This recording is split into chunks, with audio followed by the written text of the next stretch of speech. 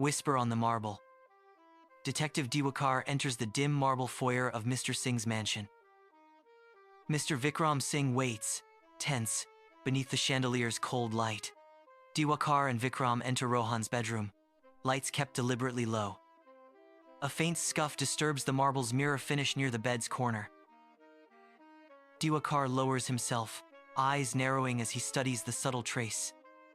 The window stands slightly ajar despite the humming air conditioning. Diwakar tests the latch, measuring the gap with a practiced glance. He aligns the scuff with furniture edges, mapping a path across the floor. Vikram watches, uneasy, as the detective reconstructs the room's movements. A pale thread clings to the desk's chrome leg, almost invisible. Diwakar lifts the fiber with care, eyes intent behind the gleam. A struggle, but a quiet one, he murmurs, eyes on the marble. Feather in the fog. Diwakar enters the parlor, eyes narrowing as he clocks every detail. Mr. Sharma holds his ground by the sideboard, hands composed and still. Diwakar closes the distance, voice even as questions sharpen. Pressed about Rohan's last meal, Mr. Sharma answers with crisp precision. Diwakar clocks the spotless shoes against the muddy stand, a silent inconsistency. Geeta waits by the bed, as Diwakar surveys the immaculate room. Details align, books squared, water untouched. Diwakar kneels to inspect. He finds an iridescent feather, out of place and quietly startling. Geeta's eyes widen as Diwakar turns the feather in the soft light.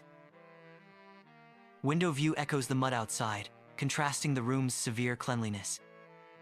In a damp stone passage, Diwakar follows scuffs toward an iron door. He pushes into a shadowy aviary, cages rising like a lattice of secrets. Mr. Sharma appears at the threshold, polish flashing under the lantern. The deductions land: secret passage, clean shoes, illicit birds, a fatal night. Composure slips. Mr. Sharma admits the cover-up as the bird rustles. Feather of a lie. Diwakar examines the ransom note under the lamp, noting paper, tooth, and ink.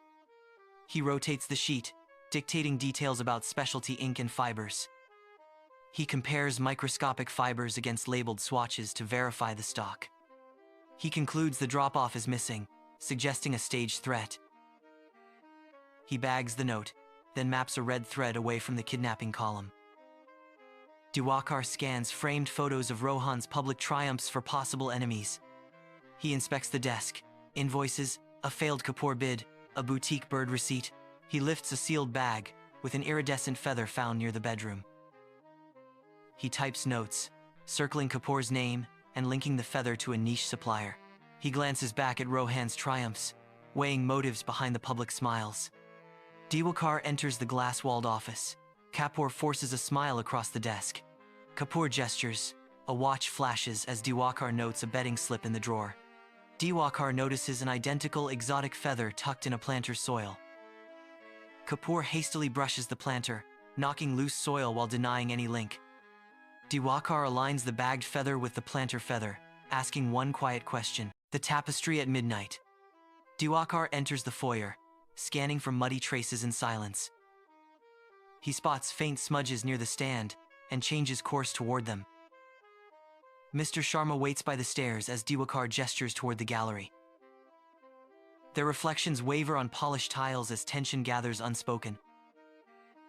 Diwakar requests a private word, voice even, intention unmistakable. They enter a narrow gallery where portraits loom over Persian runners. Diwakar studies the shoehorn, then glances at Sharma's gleaming Oxfords. He steps closer, blocking retreat, questions precise and calmly delivered. Rainfall, timelines, staff rota, his logic contrasts spotless leather and damp heel. Sharma's resolve wavers as the bell and wiped prints are quietly invoked.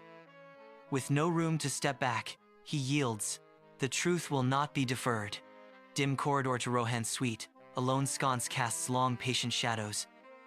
Diwakar indicates faint scoring on the jamb, not a break-in but leverage marks. Cornered by memory, Sharma admits Mrs. Singh left with a rolled tapestry. He recalls tassels brushing the carpet as Mrs. Singh hurried from the room. Diwakar notes the empty mount, The absence now speaks louder than alarms. The corridor holds its breath as the case reframes in chilling clarity. Feathered alibi.